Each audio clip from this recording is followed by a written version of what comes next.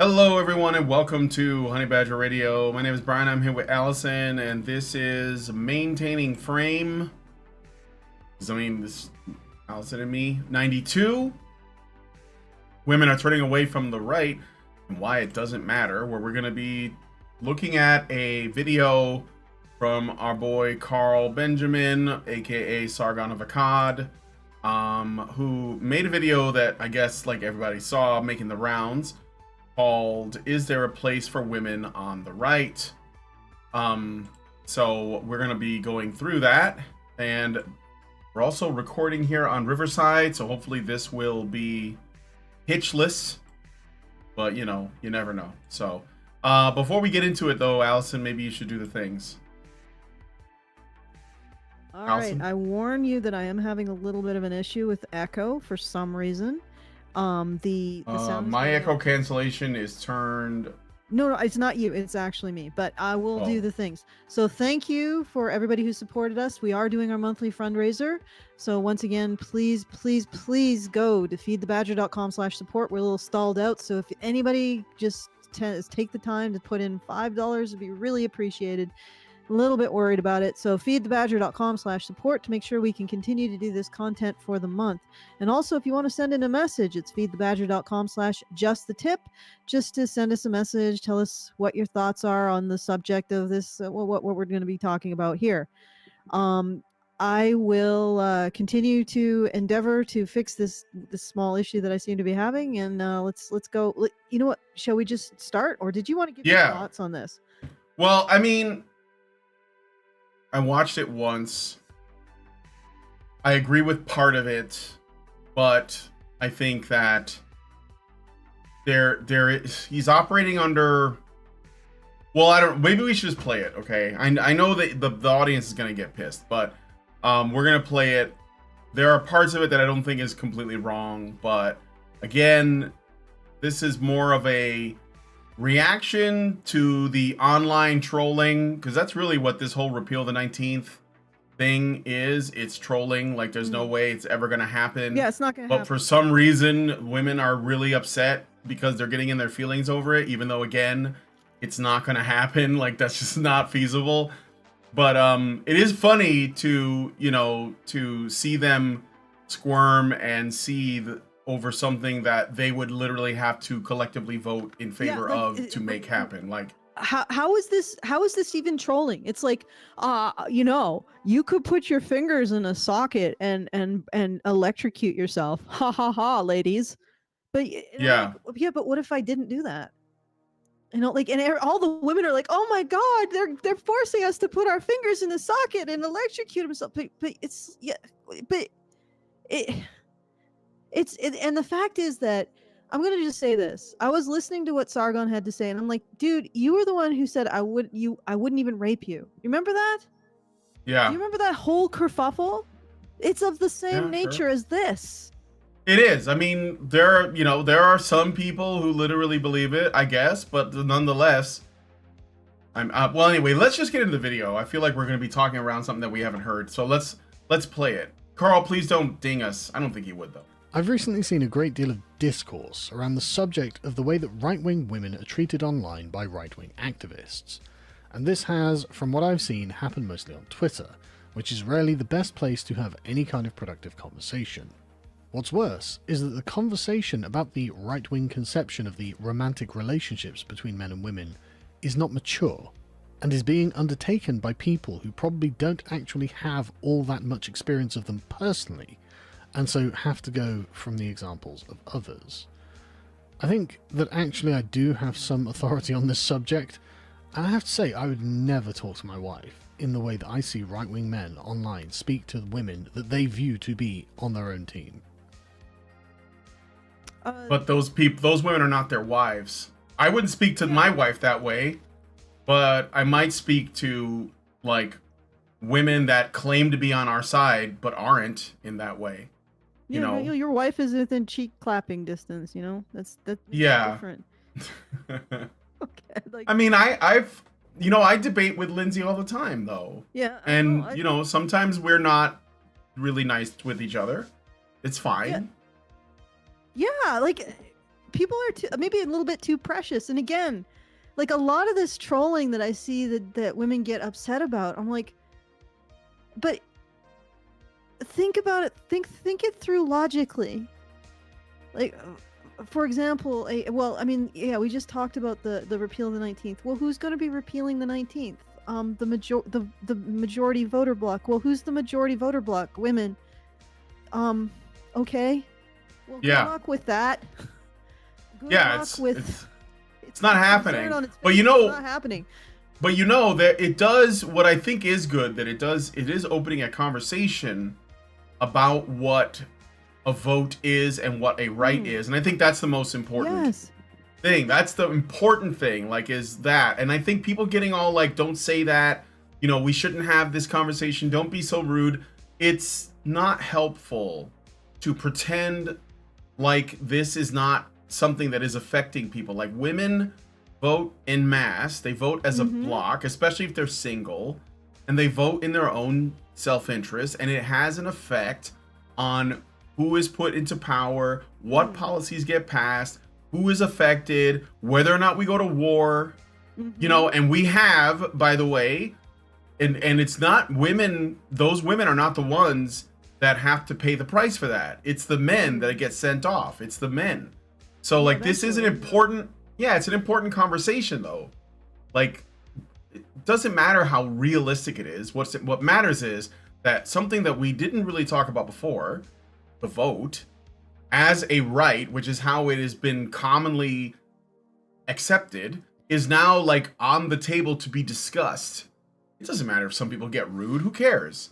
These are important things to discuss. Like in the previous episode, or one of the previous episodes, I said, well, at least the red pill bros are forcing the conversation. Right. Like, they're forcing this to happen, which, that's something that Paul Elam, it's a strategy that he pursued, trying to force the mainstream media to actually take men's issues advocates and men's rights activists seriously. And so he tweaked their nose. And that's what this is. This is some nose tweaking. It's ridiculous on its face. And the other thing is that a lot of people are like, well, why aren't you calling them out? Okay. And I have men saying this to me. And I'm like, because I don't want to be part of a gender schema in which I have to be offended by patently ridiculous assertions by men who are making patently ridiculous assertions. Like, that requires me to be a particular sort of sensitive that I'm not the princess in the pea, with her 18 mattresses that feels, oh my goodness, these men have told me, well, why don't you take away your own vote, lady? Whoa, wouldn't that be cool? I'm like, sure, I guess. Because that's essentially what the framework is. They're basically saying, why don't you take away your own votes, ladies? And the ladies are like, how dare you to take away our vote? I'm like, what? Are you? Is everyone mental? Is everyone losing their mind here? Like, this is it's absurdity. It's like getting offended at Dadaism. Okay. Anyway, so well, I'm sorry. Go ahead. No. Well, I was gonna say I got a Rumble rant. That's all. Okay. I wanted to read it out. So NovaFan21 gave us $1 and said, I may be wrong, but in my opinion, most right-wing women are lefties from past years. And given the current trend of people being rejected by the left and the real right faded long ago, so there is no more right wing. Look, I was afraid that this was gonna start. Look, to me, and people hate me for this. I don't know why. There's really not a right. There's just different degrees of feminist people. Like, if we break it down, there's like different levels of gynocentrism, and that's all there is. So like when Carl says, does the right, like, just stop. Like, you're already you're basically ceding ground to your enemies because you are operating within the framework that they have created. I've said this countless times, and people got pissed at me because they really want to draw lines. They want to say this is this side and this is that side. It's not that. It's not, guys. Please, you have to stop. Like, the last time there was something conservative was probably during the time of like Queen Victoria. Like, seriously, like, we don't really have it. Like, we don't. It's been liberal forever. So it's just different degrees. That's all. So this is why I don't I see it like this, and I think this is the most the way that it makes sense the most in the modern world. Okay, there is like the far left, and then there's everybody else. That's all it is. Like there's like a vocal minority of progressives that are just like pushing, and then there's like normal people who have like normal beliefs and normal values, and they differ amongst each other a lot, but they're normal. Like we're like within range. Like I can have conversations with, people who are agnostic or secular or atheist or Muslim and Buddhist, and we're not at each other's throats. We're not trying to convert each other. We believe that there are men and women. We believe that children are good. We believe in private property. Like these are not right-wing things. These are just normal things that people believe, and that's just where I'm at. So I appreciate the message, Nova fan. Not criticizing you, but the discourse, the way that we talk about this has to change. Otherwise, we will continue to lose forever. So we have to stop accepting their terms. All right. Can I just I want to add to that. Like a while back I called it the Church of Women Worsting, and then I updated that to the party of single women. Essentially what's happened is that the predominant political force in our society is the party of single women. And there is nothing else. And what the right is proposing. And the other thing is that who thinks that this is the right? Like these red pill bros, are they the Republican Party? Absolutely not. They don't reflect. That's what I'm saying. Political. They don't reflect any political position whatsoever. No. So, but they still get lumped in. That's what I'm saying. Like you can see that. Like I live in Southwest Virginia. I see, the church I go to, there are men and women and their children that go every Sunday. Like, and I wouldn't even say they are like, right wing per se. I would just say that they're regular people. Like they just like, like they have kids and they're married and they're happy and they're religious, and that's it. They're nice people. They cook meals for us. That's it. That's normal fucking people. Allison's city, your town probably has the same kind of people, even though they're in a completely different country, in a completely different environment. So this is why I'm saying, like, the way that people like Carl and Lauren Southern and Sydney Watson talk about this stuff is so incorrect. It drives me up the wall, because they are attributing, like, they're just they're trying to draw lines where there are no lines. There's just, anyway, I feel like I'm belaboring the point. I'm gonna stop. So I got a Super Chow from Richard Bier for $5, and he says, instead of removing women's voting rights, this is a joke, by the way, so get ready. Instead of removing women's voting rights, how about just scheduling a marathon of Real Housewives of particular community on election day instead? There you go. So I don't know that. Yeah. Thank you for the Super Chow. And again, if you send me a Rumble rant, just send me a message saying that you sent one in the regular chat, and I'll see it. But let's play some more of this. Yeah. And I think that you do build your character by your habits. The conversation, which is what I'm going to generously call it, mostly consists of centre-right women who are essentially 90s liberals in their beliefs, being attacked by the more hardline right-wing Twitter announs. Put simply, this quite unpleasant fiasco basically boils down to the question, is there an honourable place for women on the right? Okay, let's stop here. Hard right Twitter anons have no political home. Like, are they on the Republican Party? Does the Republican Party have any interest in them? No. I don't even know what that means. I don't even know what hard right. What is that? I don't even know what that means. No, I don't know either. But they're just on the internet having an opinion. So yeah, quippy anon on the internet. Represent anyone but themselves. No. Like the right, the Republicans, the Libertarians, they aren't the same thing. So when they go after women, that's not Republicans going out. And Republicans would never say these things, by the way. No. And Christians would never say these things. Like, oh, a man can have like 4 wives. This is not, or adultery is good, or all of the other stuff that they say. This is not an attitude that comes out of conservatism. It doesn't come out of Christianity. I don't even think it really comes out of Islam, right? It comes out of the absolute cartoonification of masculinity, right? And that cartoonification can be traced directly to feminist scholarship, because that all of feminist scholarship, I hope people notice now that feminist academia, gender studies act, all of that stuff filters out into the greater world. It doesn't contain itself. It's in our culture. It's in our art. Everywhere.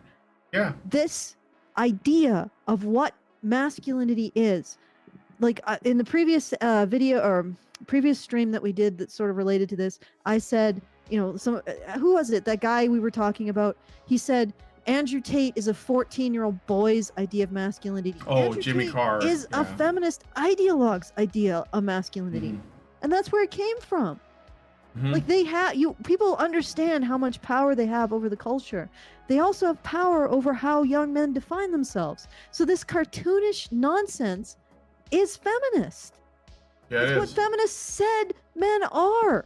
And then suddenly there's a group of men being this way because that's how feminists said, well, this is how men will differentiate themselves. This is the stuff we're giving them that's left over after we take all of the goodies for women. Like, we can't give men any particular virtues for being men at all. So this is what's left. They can be playboys and they can be assholes. And lo and behold, when you tell young men that the only way to differentiate yourself from women is to be playboys and assholes, you get these people. And you get a whole bunch of them. Well, and on top of that, women reward that, though. So, it actually, they reinforce it. Yeah. So, then men see that, and so men see that, and women are drawn to it, and they're like, whoa, and I think women might be drawn to it because they're also told that that's what masculinity is. Yeah. And so if they want something masculine, they go after that. So it's sort of like a self-perpetuating spiral. Cycle. Yeah. And I look at this and I see, and I even said, this is going to happen. Like, if the only way that you give boys and men to differentiate themselves from women is to become playboys and assholes, that's what's going to happen to a certain number of them. The rest of them are just going to silently fold into themselves and die quiet deaths. But the ones who can manage the playboy and asshole, they'll go whole hog into it, and they'll probably be the only men you can hear because all the other men are just silenced. They don't know what they are, who they are, where they are. And they're just becoming dropping into comas. So I predicted this. I said, this is the masculinity that feminism is going to create. And I am not going to answer to that. I'm not going to accept people saying, oh, well, you need to call them out. Yeah, sure. This is a symptom of feminism. This is a symptom of feminism's cartoonification of masculinity. This is what happens when feminists say the only way you can differentiate yourself as a boy from girls is to become an asshole and a playboy. That's what happens. Where did you think that these people came from? They didn't come from the right. They didn't come from Christians. They didn't come from Muslims, because Muslims don't like them either. They are also a conservative culture that is deeply invested in the chastity of women. They're not interested in this kind of red pill bro, shoving money down a stripper's freaking thong. That's not. Yep. This came from feminism. It is a direct result of how feminism framed masculinity and intersecting with young men's desire to differentiate themselves from women so they have any identity whatsoever. As Marshall McLuhan said, people without an identity resort to violence because it's agony to have nothing, to be nothing. So we put boys and men in that nothing state, and they either implode or they just do what we tell them. Makes them men, right? Yeah. What a surprise. And again, I get shit. I am calling this out. Andrew Tate is pus. The pus is coming from an infection. I am not defending Andrew Tate when I say he is pus. I'm saying you got to fix the infection. You got to treat the infection. Okay? You can wipe away the pus as much as you want. There's going to be more pus until you treat the infection. And the infection is how feminists have framed men and boys in a cartoonish way, and they have given them one way to differentiate themselves from girls and women, and that is asshole and playboy. Right? That's it. That's where it comes from. Yeah. All right, I got a Super Chow from Telemnar. Big one. He says, for $50, thank you so much for that. Was that for the fundraiser, maybe? Thank you. Come again. Let me. Well, whatever. He gives us 50 and he says, hello, dear Badgers. Just a quick note, your previous Rant Circle, what's happening between men and women and how do we make it worse? Rant Circle 213 on Rumble has a problem with its audio for almost the entire video. Might want to look into a re-upload. Also, modernity in the West arguably started after the end of the Middle Ages, so around 500 years ago. Instead of a feudal society structured by the great chain of being and centered socially around religious institutions, we developed nation states and the idea of practical politics a la Machiavelli. And the state started to take over more institutions as opposed to the church, as well as actually create institutions/establishments to do things that did not exist before. It worked great for quite a while, but now it looks like it has gone too far. And also people have come up with ideas on how to exploit these institutions. Thank you for them. thank you for that. Yeah. Super Chow. I mean, like, obviously there's no hard stop or start on anything. Some people would say it's the Renaissance. Some people would say the Enlightenment. There could be any number of things, but all I know is that the way that we talk about these things now is just not useful at all, and it needs to be abolished. You know, out with this sort of thing. Fuera! Completely. So, anyway, not that we can't talk about it. I just think we have to talk about it a different way. All right, so let's look at some more. Which the answer had better be yes, or else the right is going to die a painful and embarrassing death of irrelevance, as it alienates half of the population and then wonders why it keeps losing elections. You know what the answer is here? Repeal the 19th. Okay. Yeah. Again, like a repeal the 19th. All right. So I'm supposed to take seriously some dude shuffling over with like a freaking troll face on and saying, what if you voted to get rid of your vote? What then? And I'm supposed to be like, oh my God, you're telling me. Oh my God, I can't help it. I'm moving toward the ballot. I'm voting against my... Can you imagine, like, any candidate running on that platform? I'm going to repeal the 19th. Not only that, okay, not only that, but, like, I think Carl is going to say that it alienates half of your support or half of your base. So, are you suggesting that if women are made upset by mean tweets online, that they would choose to vote to destroy the country just to get back at men for tweeting mean things at them online? And if that is true, then what does that say about the thing that they're tweeting about regarding repealing the 19th? Like, doesn't it support their claim that women should not have the vote if women will vindictively use the vote to destroy the people on their side? Like, what do they... Basically what I'm saying is, there doesn't appear to be any loyalty to any principle when it comes to the way that you're talking about women's political power.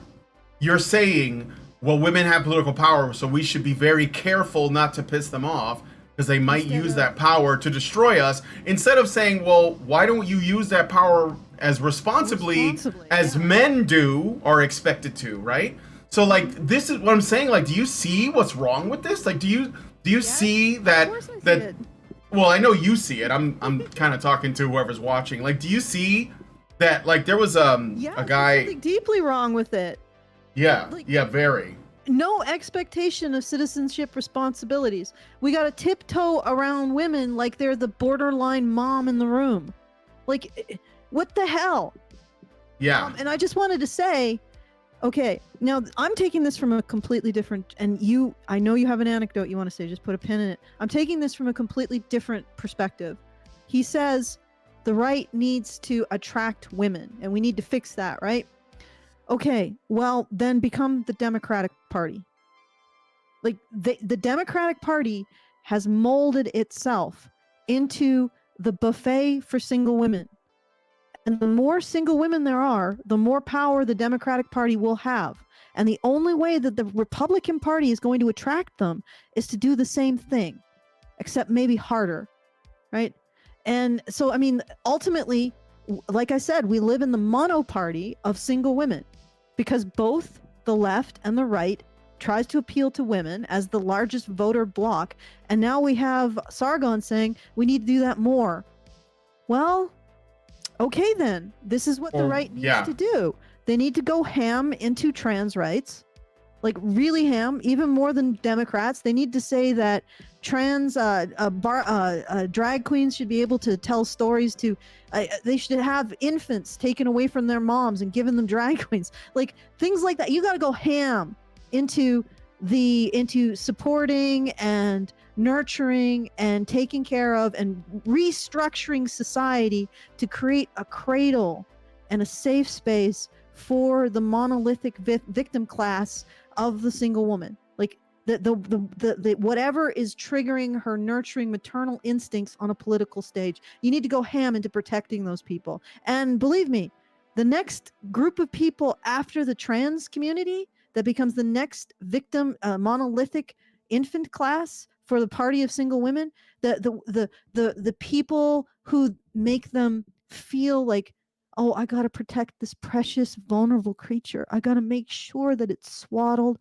I got to make sure that everybody keeps their voice down and that it lives in the harshness of the world it's protected from, and it doesn't have to justify itself. It gets its needs. When the next group of people is going to be worse than trans women, Republicans. So what you need to do here, okay, is you need to identify that next infant class and get to it first before the Democrats, and then you'll lock in the party of single women, right? So that's what the Republicans need to do. They need to get rid of all of their principles, if they have any. They need to get rid of all of their ethics. They need to deconstruct any expectations that they put on women. They need to find, before the Democratic Party does, the next monolithic infant class to present to single women and say, hey, you can treat this like your political infant. And oh, Allison, you dropped. You're muted. I don't know why you muted. You know what happens? I got muted because I accidentally hit the space button, and I don't know why that's that way. I'll move my thing a little bit further. So you get to swaddle this, and that's the way you do it. You want to outcompete the Democrats with attracting women, then you find the next infant class to swaddle, for them to swaddle. Mm-hmm. Mm-hmm. A monolithic infant class. That's what you do. Right. All right. I should get it. Yeah. Okay, you now go ahead. Can we? Yeah, let's move on. I think this is getting, like, we get it. Okay. 19th crowd wants in their heart of hearts. Women are not about to lose the vote anytime soon. And so shrieking about how degenerate modern women are over and over and over is not going to win you any friends. Whether these people like it or not. Of course they are. Well, I will, yeah, of course not. But I will say that I think Carl's not talking principles right now. He's talking like, this is tactically unwise. Yeah, he's talking strategy. And I get it, but, again, I think that people saying this stuff online know that it's not going to happen. But they're curious to see how supposed women on their side will react. And I think that they are learning something about so-called women on their side. And this is like, when he said 90s liberals, this is like, I mean, what he should have said is 90s feminists, because that's what it is. Like, this is why I'm saying, like, it's all, they're, like, I don't know, very few radical feminists with brakes, or they're going the speed limit. Very few people, men and women, are not somewhat feminist. Like, very, very, very few. And so, especially the younger generation. So yeah, I mean, you're dealing with feminism no matter what. That's why, again, the left and right thing, not useful. No point in talking about it that way. Or not. Whatever it is we call democracy is probably going to be here for the foreseeable future. Women as a voting bloc will matter, and so courting their vote matters. Put simply, what about men? If the right doesn't find a way to telegraph its values to women, it is going to continue losing. Moreover, I think that right-wing thought leaders and the Twitter anons who act as foot soldiers for right-wing ideals really need to learn how to regulate their trigger fingers, because I'm seeing a lot of what amounts to friendly fire going on, and I don't think it's decent. The left are actually really good at telegraphing their ideals to young women, which is why they keep winning. They promise women liberation, not from physical constraint, but from shame. It used to be that the things many young women now do openly were done in secret in the past, which kept them to a tolerably minimum level because people used to take a dim view of such activities, and this reduced their proliferation. However, now it is completely normal for women to simply be indecent on a daily basis, and men are allowed to have opinions on that. Yeah, I mean, I think he understands that, but I think he's also saying, again, he's worried about what wins, and the problem is that if the only way you have a chance of making any political waves here's a thought. is to appeal to women's sensibilities without appealing to their duty or their like some other their responsibility, like what they like, if how can you like, why would anyone care what a woman believes if it's only about what she wants and not about what is good? Like, you are not here. Like, here's the thing. I'll say this last thing, and then you can talk. Mm-hmm. You are not here as a person to be happy. You are here to be useful. You are here to do something good, and that will make you happy. Women right now are only encouraged to try to be happy. It doesn't matter what it costs anyone else. This is why they have this. Well, this is why women have, like, you know, girl math, where when a woman is asked how much do you want your man to make, she can just make a number up, because to her, money doesn't mean anything because she doesn't actually do any math. She doesn't consider the cost of anything, and it encourages solipsism in these women to do that. And so what we should be doing is putting a different set. I'll just say, like, okay, so like there's a lot of talk from some parts of the men's circles, the manosphere circles, where they are also saying that, well, if women are only going to be focused on making themselves happy, then men should only be focused on making themselves happy. But the problem with this is, in my view, it will make both unhappy tremendously.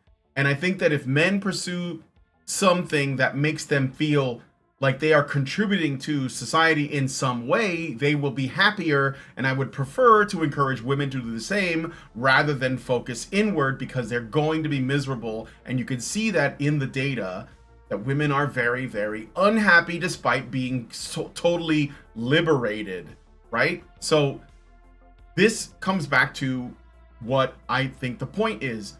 We can't appeal to women on the basis of offering them stuff, because we've already been doing that and it hasn't done anything except make them resent the world more, when what we should be doing is telling them, you need to be useful and you will be happy for it, you know? Okay, go ahead. I want to actually speak to that, because what he's saying here is that women are going to the left because they offer liberation from shame. I'd like to take a completely different angle that may not have been considered by anyone. I think women may be going to the left because the left offers them a framework in which they are actually expressing their piety and submission to something greater than themselves, which is intersectionality. Like, this is... Yeah, well, it goes back to the thing that you said before. I think it could be both, though, because they want to be, like, you know, proud sluts and look out for the brown people. Yeah, well, I mean, they want to rebel against male authority and look out for the vulnerable. They want that narrative of heroism, right? So, and it is a narrative of heroism, because the thing is that every time I hear this talked about, like the becoming a boss bitch, you know, not having children, it's in defiance of some kind of authority. Like, they are the chosen one finding the sword of feminism and striking down the dark lord of patriarchy. I mean, there's a heroic narrative at the core of this, and they're also doing it for the brown people, you know? So there's this whole kind of heroic narrative in the left for women. And maybe the real issue is that there is nothing comparable in the right. To the point where, well, I mean, and Sargon is sort of buying into it, but also expressing what's already happening. Yeah, there are the red pill bros, but they didn't come from republicanism. They didn't come from libertarianism. They didn't come from classical liberalism. They came from feminism's own cartoonish interpretation of masculinity, right? This is the only way you can differentiate yourself from women and girls, boys. So go do it. And then everybody's like, "Oh my God, I can't believe what really?" Okay, because I predicted that. You know, when I was looking at feminist theory or feminist conjecture, and I don't mean to be like up my own ass about it, but it's like this was obvious to me that this is going to happen. So these red pill bros have sprung from feminism's brow, and they haven't come from republicanism, and so they're off on their own. I don't think Republicans need to really answer to them, or anybody. They are themselves. The only people who need to answer to them are the ones who created them ideologically, which is feminists. So my point is that I don't think there is a narrative of responsibility. I don't even think that the red pill bros present a narrative of responsibility for women. In fact, they seem to, by saying repeal the 19th, they're essentially saying bring women back into male authority in order to make society work again. So it's still an appeal to the idea that men have to take charge in order to make women take responsibility, or not even take responsibility, or just take it away from them. And that's not a narrative of women taking responsibility. So, and I don't think it's on the right either. And I know this is going to blow people's minds, but I don't think that the right is in a position for many generations now to enforce responsibility on women, to present something vulnerable that they need to protect as a hero. Like, there is no heroic narrative for women on the right. What's motherhood? On the left. Well, yeah, it's motherhood, but they're not willing to enforce that. I mean, maybe the pro-choice or pro-life advocates, but for the most part, the right is really toothless. You got to agree with me on this, right, Brian? The right is really toothless when it comes to these are the standards that you need to uphold as women. I'm just saying, this is like the inverse of what people are saying. While the left is offering liberty, the right is offering shame. Actually, I don't think the right is.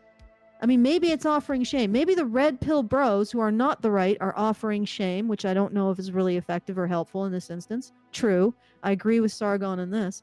I don't think the right, the true right, like the Republican right, is really offering anything in terms of responsibility for women. Like really enforcing it, saying, hey. No, they're just keeping their... Yeah, they're just keeping their head above water. They're just keeping their heads down. Yeah, because again, they don't want to piss off the women, because not only do you have single women voting in their own best interests, that's why they vote left or whatever, but you also have women who are not single that vote on behalf of other women. So, like, there are plenty of women, like, very few women who are, like, married with families of their own are not going to vote in favor of other women. So, like, for example, Roe v. Wade's been overturned, and like there's talk that women are going to vote in favor, like, against whoever, you know, made that happen, the Supreme Court, I guess.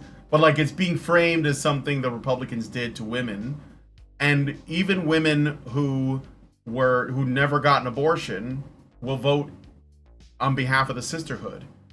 Like that, the number of women who are absolutely 100% against abortion in all circumstances is far higher than the number of men in that. So, for sure. No, the men aren't even, they don't even matter anyways. Like, they're a black category. Yeah, they're not. I want to conclude my thought here. And so we have the right that really isn't offering any kind of external standard to live up to. And then you have the left. And what's interesting here, and I know this is like way out in left field. Ha ha ha. So I know this is going to be something that'll probably take a while for people to chew over. But think about the moral pressure that intersectionality applies to women.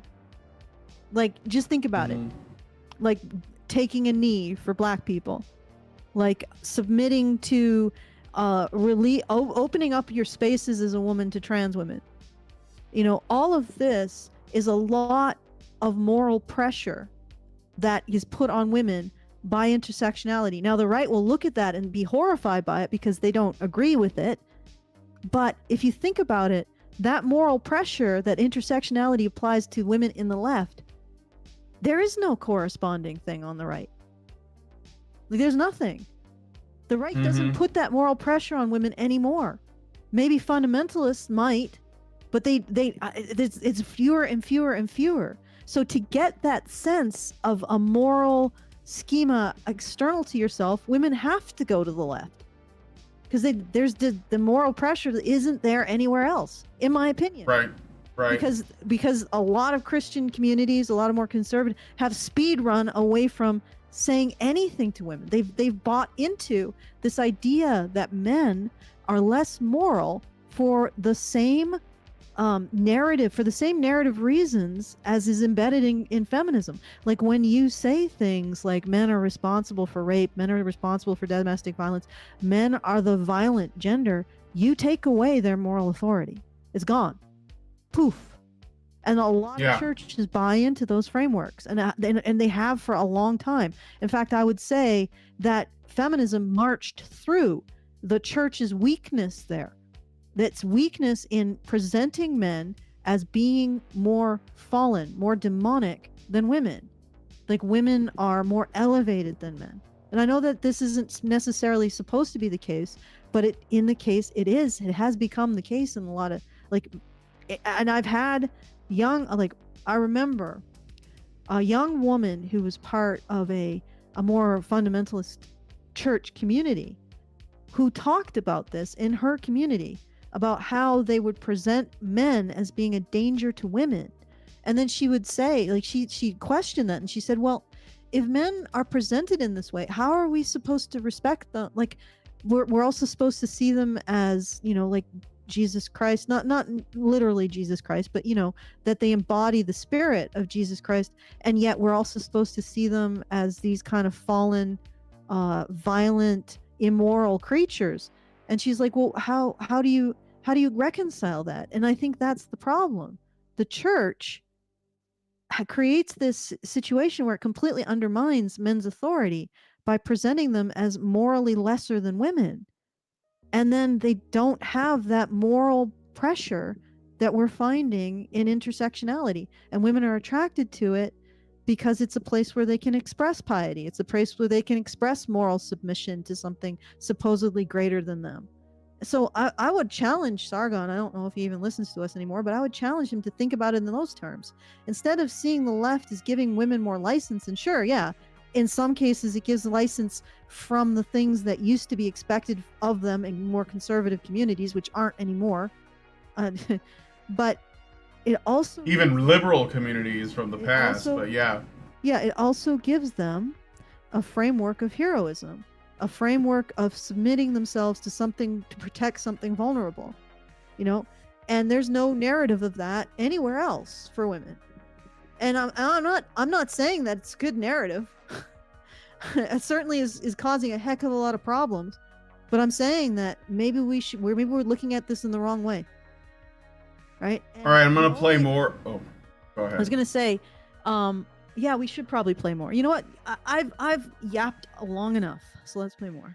All right. So I got a Super Chow from Richard B. Ayer, and he says for $5, why not just have candidates just campaign in cat costumes to appeal to the female voters? He's got jokes. Because they're hot and scratchy. He's got jokes. All right, let's play more. Not consider what they do to be morally questionable at all.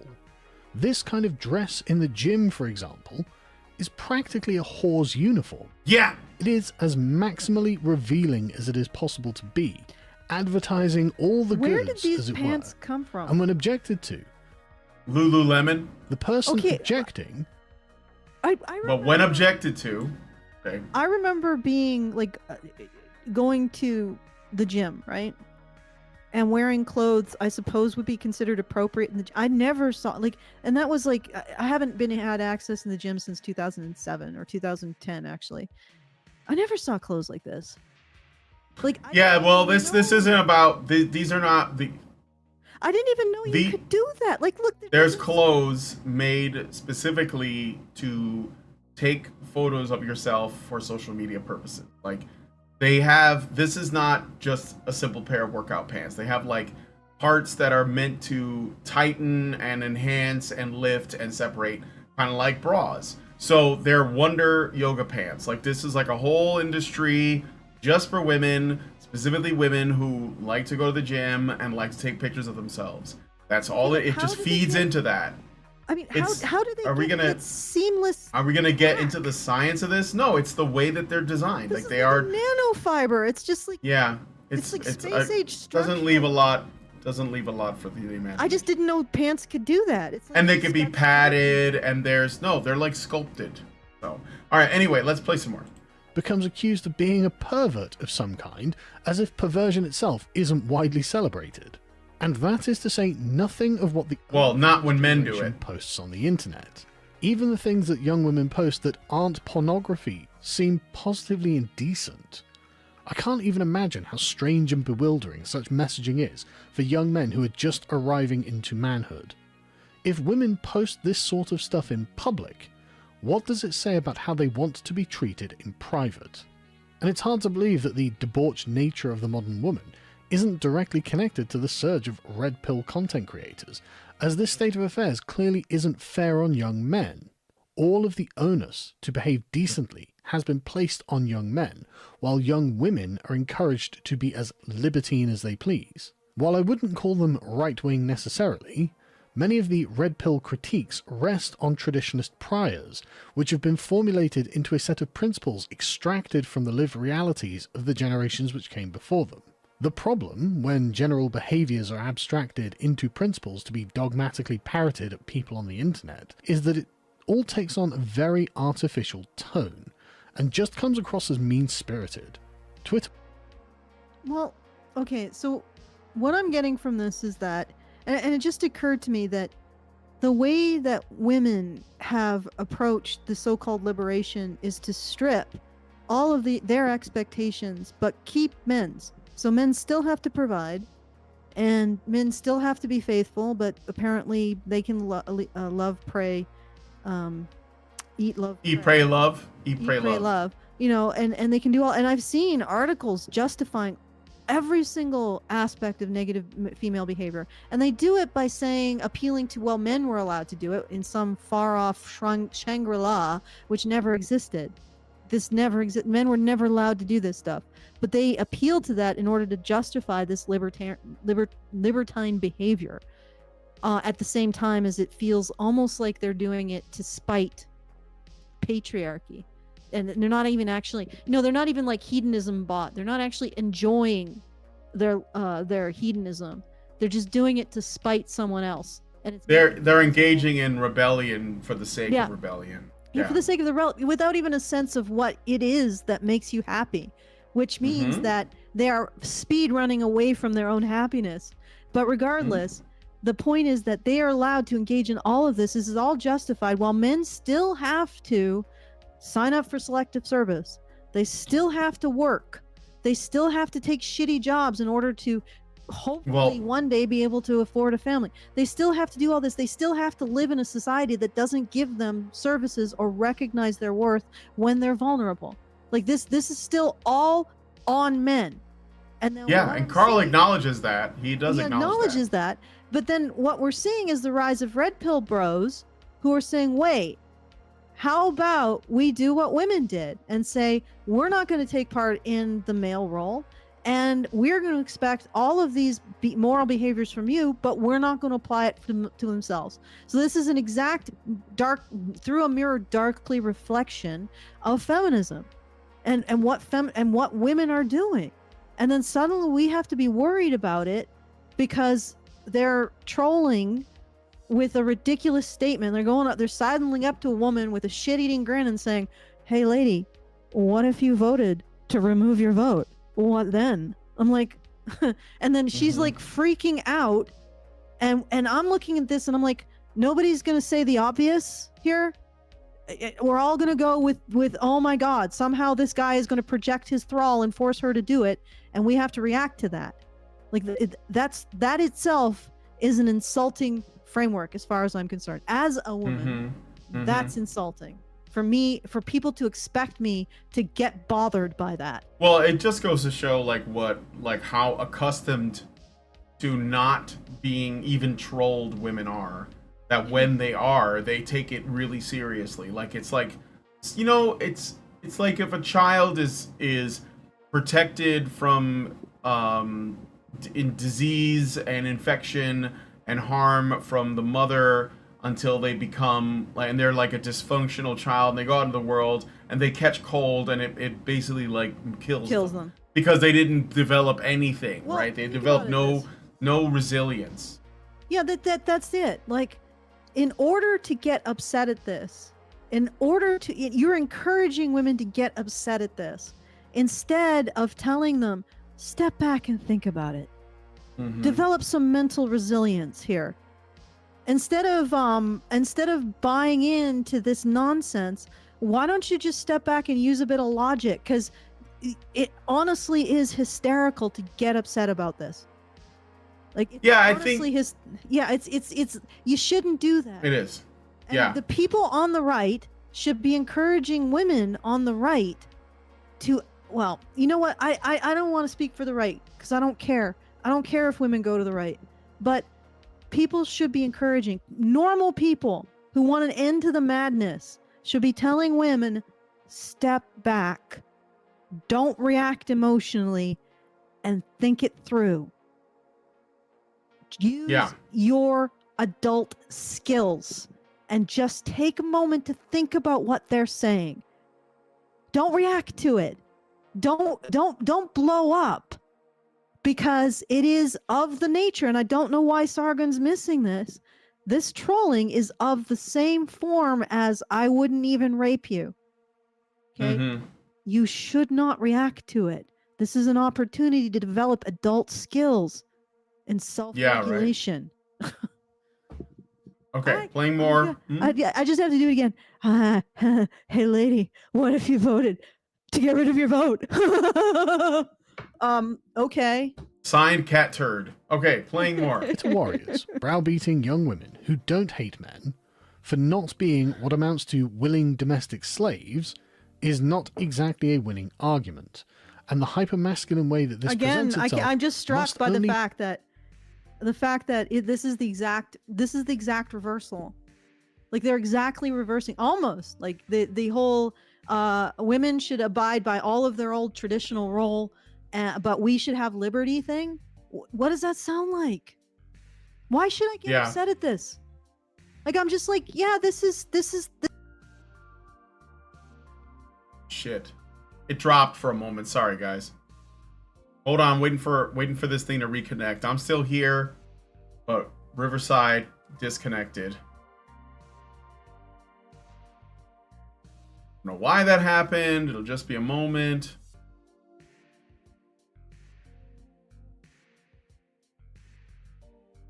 Gonna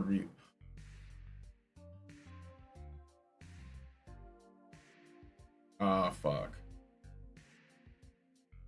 All right, hold on. I'm gonna reload.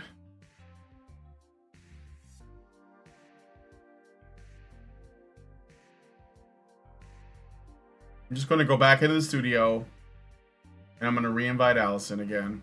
All right, you're back. Hey, what's going on? I'm back. All right. Yeah, it just my Riverside just dropped. Can you hear me? Yeah, I can hear you. I wonder what's going to happen with the recording. I don't know, but it's still We'll find out. It'll probably be in like 2 instances or something, just like last time. But last time when that happened, it screwed everything up. So you might want to stop the recording and. Well, no, I mean, like, if I could. We can keep going. All right, let's play more of the video. Sorry, this is a new thing that we're doing, and I'm not impressed so far, but let's play some more. It'd be off-putting for any other young woman who is looking at the left with a skeptical eye and is curious on where else she might find social acceptance and guidance as she moves through her life. The Twitter Anons don't come across as rugged, competent, heroic warrior monks who will protect their women from the wolves when they're purity testing women on Twitter. They come across like resentful and terminally online incels, whether that is what they are or not. And I would venture that most of the young men behind these Twitter accounts are actually not incels, but they also do not have what they most desire: a loving wife and family. And this isn't a slight against them. All right. Yeah, go ahead. So I think you got to really consider this. What standard are you going to hold women to? Because you can't have a society and only half the society is held to a standard. Like, what's happening now is men are still held to a standard. Men are still expected to provide for themselves at the very least, right? And to work towards providing for another person. This is a standard that they're held to. Like, that this is an expectation, and it's reinforced not just socially, but it's also reinforced in terms of what we choose to spend money on. We don't choose to spend money on men when they're in trouble, which sends a very significant message to men that they're only valuable to us when they perform, when they provide. So this pressure is on men. And then you have all of the conscription and all the other stuff that tells men that they're expendable, which then, you direct them towards making money as a way to earn some form of worth, social worth. That's still on men. They're still, and because that value is still put on men, they are still running the utilities. They are still basically keeping society together because we still have those expectations on men. Yep. Right? The instant UBI comes in, we're screwed. Because how the hell is anybody going to get anybody to do sewer work, right? But because you've basically taken away that last bit of providership role for men, which is providing for themselves, okay? And because of that asymmetrical pressure, men are more likely to take the roles that women don't want. So there's sex roles on men, there's expectations on men, both legal and social, they're still there. We can't have a society with only half of it pulling in the traces. Okay? It's just not going to work long term, particularly since there's an implicit contract in men becoming providers. And that is by engaging with the system, by engaging with the financial system, developing those resources, they have a chance to have a family. And it's becoming abundantly clear to men that that's not the case with this society. That this society has no future for them. And that is a bad situation for us to be in. Because again, they're the ones who are keeping it running. And they are looking at the society, and it doesn't matter. Like, people are like, oh, they get money, that should be good enough. It isn't. No. Men invest their time and their labor. The one thing that they get for free from God or the spaghetti monster or nature or Mother Nature is their time and their labor. And they invest it in a system for a reason. And if that reason isn't there, they have every right to no longer invest in the system. We don't have any right to expect men to continue to uphold anything in the face of our system giving them no assurance, absolutely no assurance, that at the end of the day, they're going to get something out of it. Like, they're going to get a family, or at least gratitude. Mm-hmm. Like, I mean, men have gone to war knowing that at the end of the day, they're more likely to be dead than ever have a family out of it. But at least they got gratitude for it.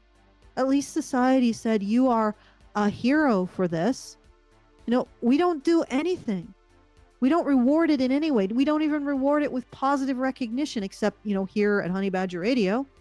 We don't reward men's participation in society with anything. Money? Well, how valuable is money now? It's just printed, and it's used to select winners and losers in the financial system. Like, it's another form of nepotism. So money is losing its meritocratic value. All right. So, I mean, this is not good.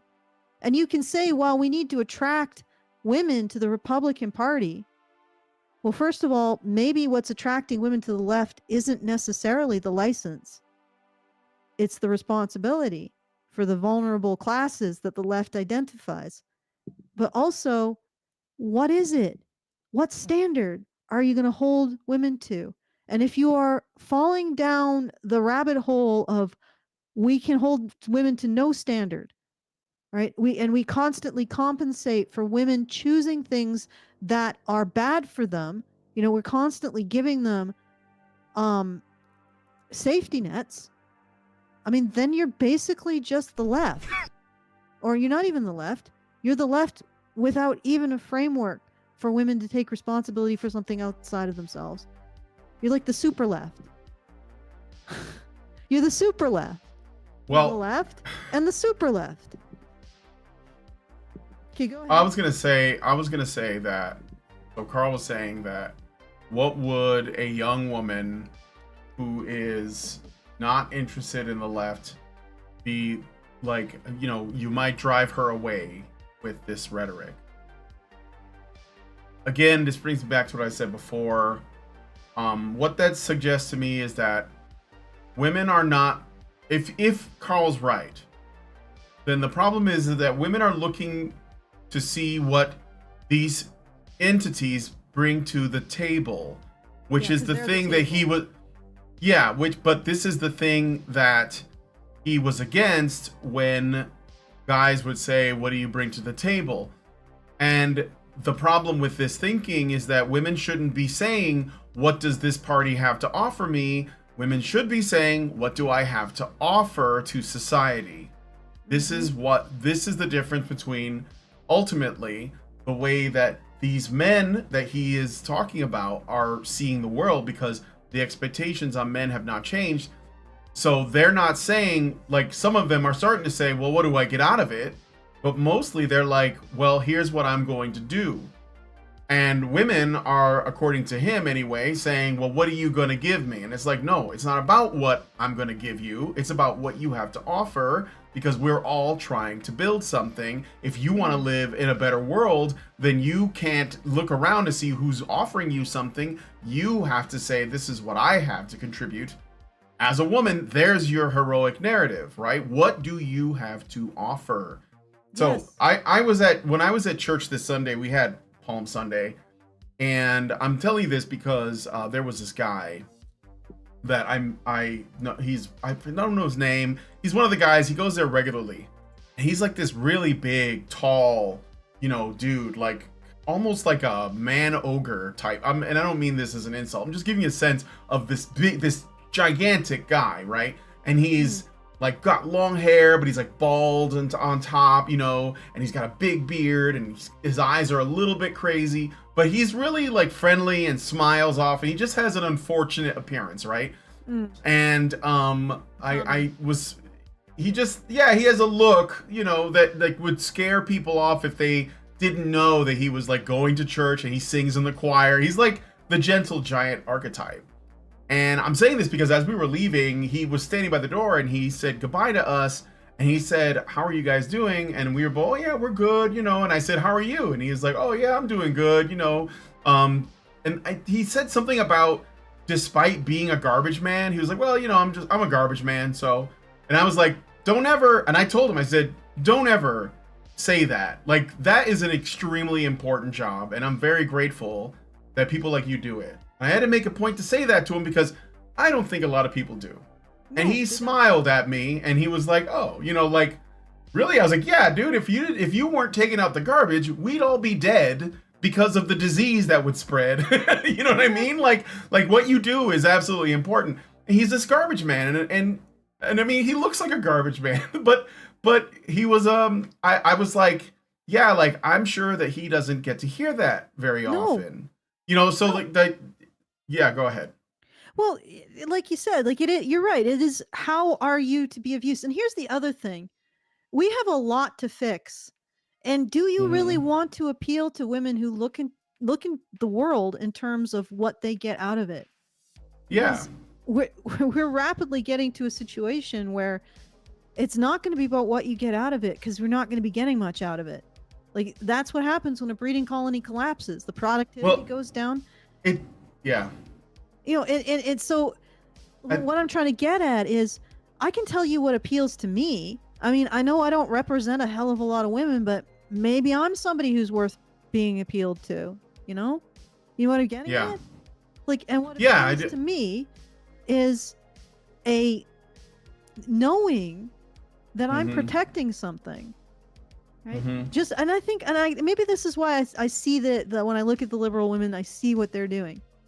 They are protecting something, and they want a heroic narrative, and maybe they want a narrative that's a bit more bigger than it was for women before, because before it's like, oh, you protect the but I mean, I would say that protecting the godchild is a pretty big heroic narrative, but let's get out of the religious element. I mean, maybe before protecting just a child isn't enough. Maybe they want a larger heroic narrative and take part in that. I mean, is that so bad? And so I see that among the liberals when they're doing this with this infant class. But at the same time, I also see that there's a big mistake being made, because the people that they're turning into the monolithic infant class are adults. And adults can't be treated like that without being turned into monsters, right? Mm-hmm. So they also need the recognition that their moral actions are significant and matter. And they don't get that when the liberal women are indulging their heroic fantasy about protecting the vulnerable. But that's the thing, like, that appeals to me, that I know that I am being responsible, that I am self-moderating, like that whole thing with the being trolled by Repeal the 19th. Well, I mean, really, so you're saying I'm going to vote to remove my vote? I mean, honestly, I'm terrible, because I only ever really vote whatever Jonathan tells me to vote. So well, but like, no, because like generally people in marriages are probably going to vote the same. Like, why would you be married to somebody who has like, like opposite views?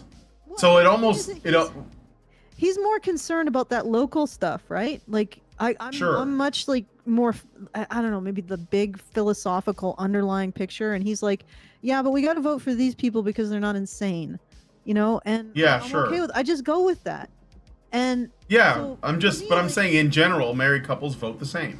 Yeah, so it's not really weird. It's not weird, right? Well, or they just vote together, like. Which actually gets me to my other point. Like, okay, well, actually, I might reserve this for the end. But my final part of this is, I'm a woman.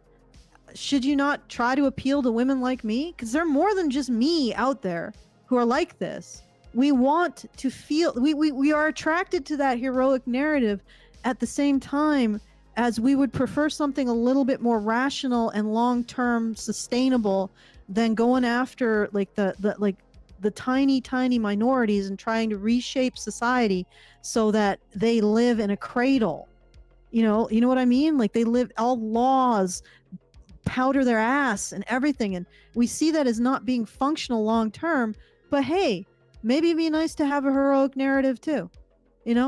Maybe that would Shogun. All right. Okay. Sorry. Good show. I will say that. Very good.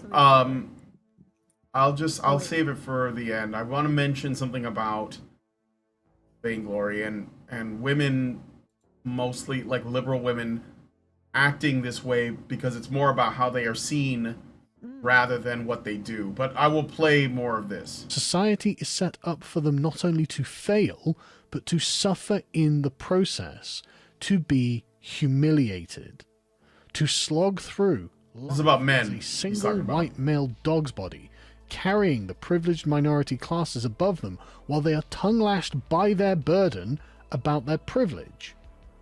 It's a terrible thing, and I do not blame them at all for being angry with this situation. And it isn't surprising that they have arrived at the point where they are not willing to regulate themselves over the issues.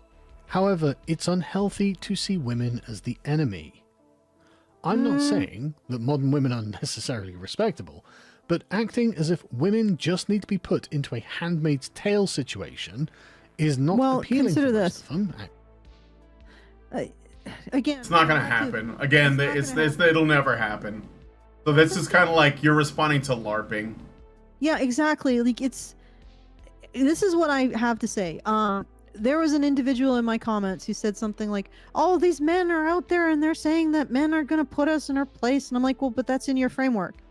Like, that's your framework, is that men control the horizontal and the vertical, and they decide what rights women have. I mean, in my framework, it's far more complex than that. Far more complex. But in your framework, it really is men who decide everything. So these guys are saying, well, what if we did this? I mean, we're letting you act in terrible ways to us. Well, what if we did this instead? That's what I'm seeing. That's like, well, first of all, if you could do it, I'm pretty sure you would have already.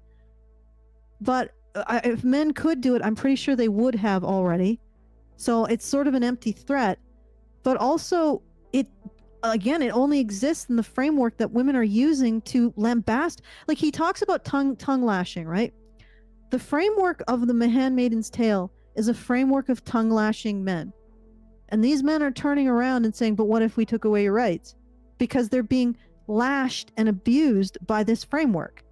And now they're turning around and using the framework to give a bit back from what they're getting, right? Step out of the framework. And this is all, like, I'm outside that framework. Men don't oppress women. The Handmaid's Tale is ridiculous, not the least of which it's based on a biblical story that's about the sexual exploitation of a man, which just somehow Margaret Atwood just... I have a feeling that there is a not insignificant portion of the female population that actually has a sexual fantasy about this situation. Yeah, sure. I think that there is. Yeah, I think that there is like a. Oh, no it's doubt. almost like become, Sexual so thing, yeah. there's like something. It's so like they make it so scary that it's arousing, and I know that sounds weird, but I think a lot of things that scare women arouse them at the same time. So this is what I see. I see feminists have framed men cartoonishly, and they have said that the Handmaid's Tale is what men want, right? And that they can do it at any moment. So they inculcate a sense of fear in women, and that's their framework. And these guys then turn around and say, well, hey, that's what I want, and I can do it at any moment. And I'm like... Yeah, but they're not doing it. Yeah, but also they've just said exactly what you said about them. So who's lying here? I mean, we're at the whole one person in front of one guard in front of the door is lying, and the other one always tells the truth. Okay, which is it? Which is it, feminists? Are you lying about men's nature and their ability? Because when men turn around and say, hey, that's what I want to do, and I got the ability, you act like you've just seen Sasquatch. Oh my God, I can't believe you would dare. Really? Because you've been telling men that's what they are for 2 generations. And then suddenly men pop out and say, well, that's what we are. And you're like, oh, how dare? How dare you become what we told you you are? Okay, who's lying? Okay, and which liar is more concerning? Should we be more concerned with the liar who is an anon on Twitter, or more concerned about the liar who is embedded in academia, government, media, in elementary schools, in libraries? The liar who is engaging in campaigns of censorship and demonization.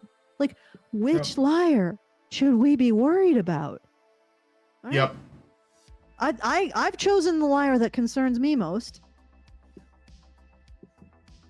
Yeah, well, I think the stakes are slightly different, right? All right, let's play some more.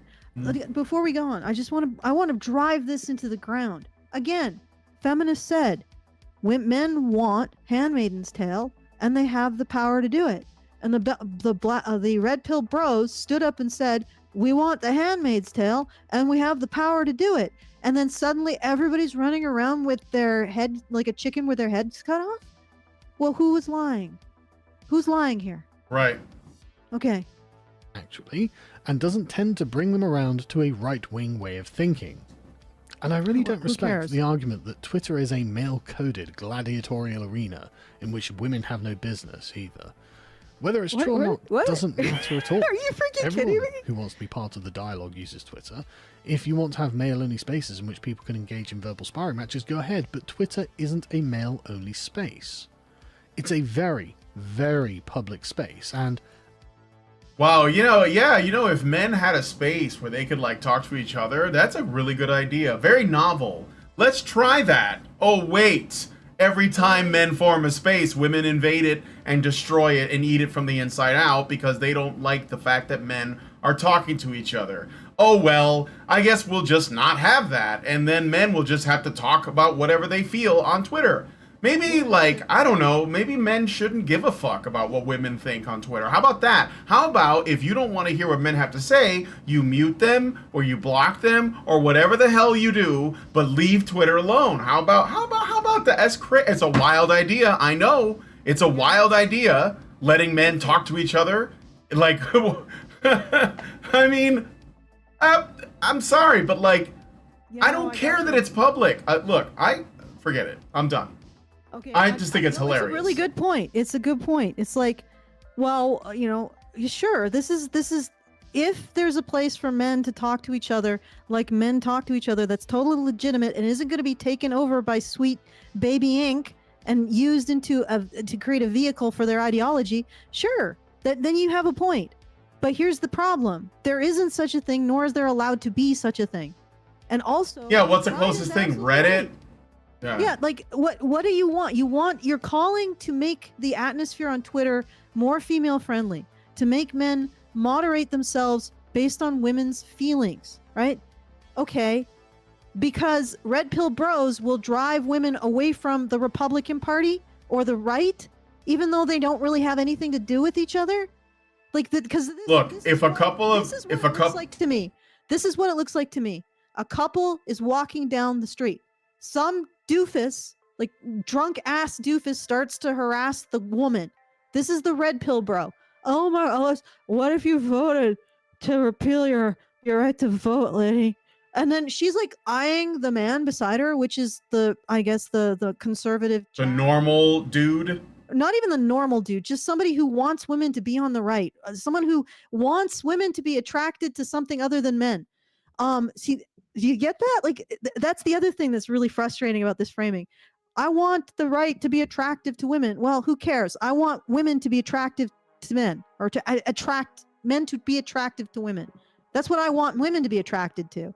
But regardless, so we got this dude who's, I guess, the Republican, and his girlfriend is being harassed by the red pill guys, and she's like looking at him and she's like, if you don't do something, I'm going to leave you.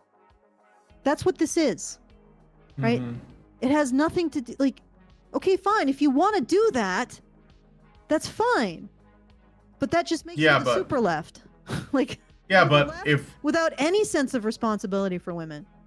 If a woman was ready to like not support you because some random person made you feel uncomfortable online, guess what? She was never really interested in supporting you to begin with. Yeah. Because that means that she has nothing but her whims making these decisions. So it's like, do you want someone like that on your side that will like just turn on you? On your side. Like, exactly. Like, it's like, this is what I'm saying. Like, this is it's so obviously a trap. Yes. Because women are saying, be nice to us at all times, otherwise we're going to turn on you. Well, it's like, well, then you're not really on my side. Like, this is nice. All... Make sure all of these other dudes over there who have no relation to you are nice to me, too. Right, well, but they're lumping it all in together anyway, so it's essentially the same, right? And that's it. Like, and it's like, well, why? Like, what do you... I'm sorry, lady, but why are you here if you're not going to be a part of a solution? Like, if you're aware of everything that's happening in the world and you're like, man, I feel like I should get involved in some fashion because I don't like where this is going and I'm hoping to have kids one day and I'm hoping that my children will have like a future and, well, what do I do? And then you're like, well, I guess I'll look into this and those guys are being mean. Well, I'm going to vote against it and destroy the country because I'm mad at them because they said mean things. And that's like, well, then you never had any principles to begin with. So you're useless to us, is what I'm saying. You're useless to us. Like, so I'm sorry, but like women are gonna who have put to. themselves first are Yeah. useless in building Yes, exactly. anything. Like that. I mean, yes, to a certain degree, they have a right to have their own self-interest, like to take care of them, whatever. But if they put themselves first like this, they're not going to Mhm. help you build anything, right? Exactly. And again, like, am I not a woman? Do women like me not count? Like, is nobody like, well, how do we appeal to women who actually want to live by principles and be Somebody self-resilience? send Allison a tweet saying that she should vote to repeal the 19th, even though she's not American, and then like see how she reacts. All right, I'm gonna play more of the video. As I have learned firsthand, you should watch what you say on it very carefully because everyone can and probably will see it. The problem that the centre-right women have is that right-wing announs are not wrong in their critiques of modern womanhood. Their complaints have teeth, and the women themselves know it. In many cases, these women themselves will be ashamed of at least some of their past behaviour and wish they had made better choices, but the past cannot be changed and the internet is forever. So berating women for the same mistakes, even after they may have mended their ways, keeps them trapped in the same horrible place. And it's not somewhere that anyone wants to be. Like, wait. Who's trapping women in that horrible place? I guess red pill bros bringing up women's Really? Do you really bad think that behavior. shaming is worse than the horrible place that women are in now? I mean, like, women's mental health is doing a nosedive, and among all the women who have suddenly turned bi, the amount of sexual and domestic violence is skyrocketing. Like, and they're finding out what it's like to date people who say, "Well, I'm the table." And when you have two people saying, "Well, I'm the table" in a relationship, how healthy that ends up being. But regardless, like, who's trapping women in these circumstances? It's their choices that are doing that, right? Okay. I mean, Yeah, it's almost like women make choices, and those choices have consequences. Like, again, like, what women do you want to appeal to here? Like, are All we just going to endlessly appeal to women who create more and more problems for you to fix? Oh goodness, that's why this is, isn't it? Because men identify with fixing problems. So women who create more problems are much more attractive, I suppose. Okay, let's keep going. I wonder then that right-wing women might drift leftwards over time. If right-wing men shame them for their past behaviour in a feminist culture, why wouldn't they be drawn to the movement that will liberate them from the tyranny of judgment? But I think women are naturally drawn they're naturally drawn leftwards. That's why there is a left, because it's a feminine way of viewing the world. It's about caring for people and not judging people and lifting people up and protecting them and liberating them and securing them and keeping them feeling safe. These are all feminine traits. This is why most women, period, lean that way, like generally, like there are very few women that don't. So you're not going to, men can't easily sell women on liberty because women value security too much. And that's really where the conflict is at. This is why Karen has always said that the Libertarian Party has to be very careful about letting women in and be very discerning, because women like Hannah Cox, by the way, will join the party and say, "Oh yeah, I read Mises and I know about Locke and I know about free markets." But they're going to go in there and they're going to start talking about misogyny, and they're going to start talking about rape culture. They're going to start talking about feeling unsafe, and you're just going to lose everything. And that's already starting to happen. So the problem, Carl, is that this is the nature of women you're fighting. You're not just making general statements about this is what the left is and this is what the right is. You are dealing with biological evolved traits that women have that place them in this position to value these things more than the things that men tend to value. And the only way to rectify that is to put women in a situation where the things that they want, security, stability, etc., are provided to them by men instead of the state. Because if they don't get it from men, they're going to get it from the state, and that's where their leftist tendencies come in. And of course, power-hungry status types would love to have women dependent on them so that they can continue to grow their power. So this is where the conflict is. You are fundamentally going against female nature when you ask that men somehow sell them on this thing that's called liberty or freedom. And when I say liberty, I mean from the state. I don't mean feminist liberty. And that's going to be a really hard sell. It's actually going to be a bit of a contradiction unless women can take their security from men instead of the state. I'm going to ask if the problem, and I think the problem is, like, I think he's recognizing that there's a problem with women's behavior and it's not sustainable. Okay, well, if the problem is women's behavior, how can the solution be don't mention it at all? Yeah. This is the thing. Like, it feels like this is a sort of an all over the place statement. He recognizes that women are being degenerate. He recognizes, like, what does degeneracy do to a society? It destroys it. Like, true degeneracy, not just hedonism. Yeah, I know what you mean. This kind of degeneracy, which is almost like self-flagellation. It's like I'm gonna get into enjoying yourself. Yeah. Like, I mean, if you're going to be degenerate, can you at least enjoy yourself? Because that's not what's happening here. You're doing it to spite someone else, which has to be the most degenerate thing you could possibly do. To be degenerate in order to spite someone else. Okay? This kind of attitude is destructive.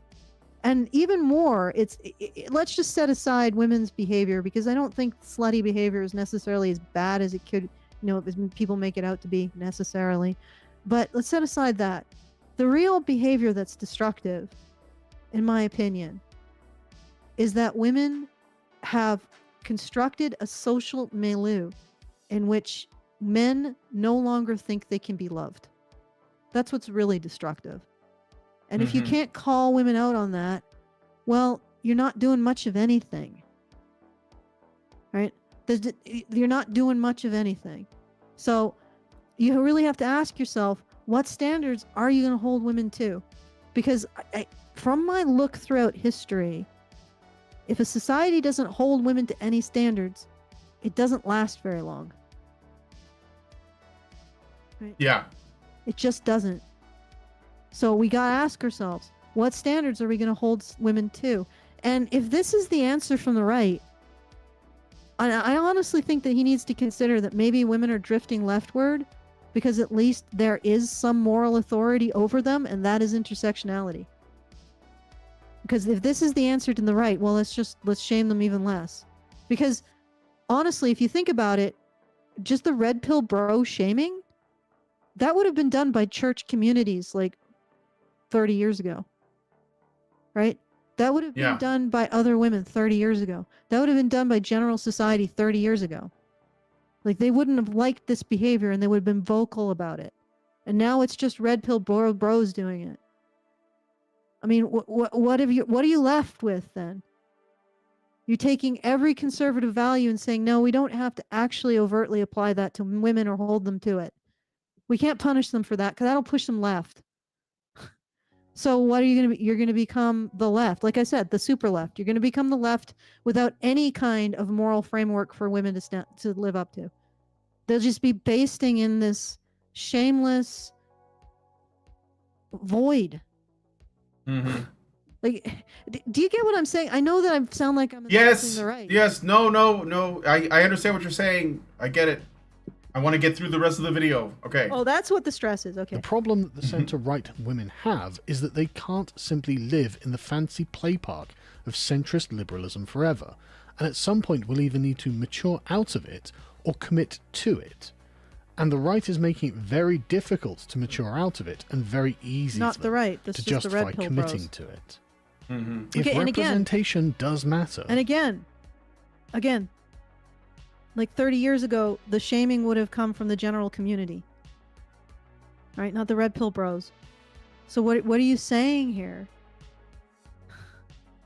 All right. Then we ought to consider what representatives we hold up as models of womanhood, and then begin from where we are to create a path to where we want to be. This means that purity testing just has to stop, because nobody is pure. We are all a product of a debauched culture that got to us the moment we came out of the womb, raised us in sin and tainted us probably irredeemably. If we want to improve things, appealing to a perfect and non-existent state is just silly and unreflective of the real world in which we all live. Beginning from where we are and taking sensible steps forward one after another in the right direction is the only way to climb out of this mess. Okay, but how are you going to make women take those steps without holding them to a standard, at least of moving in the right direction? Like, you can't get away from this.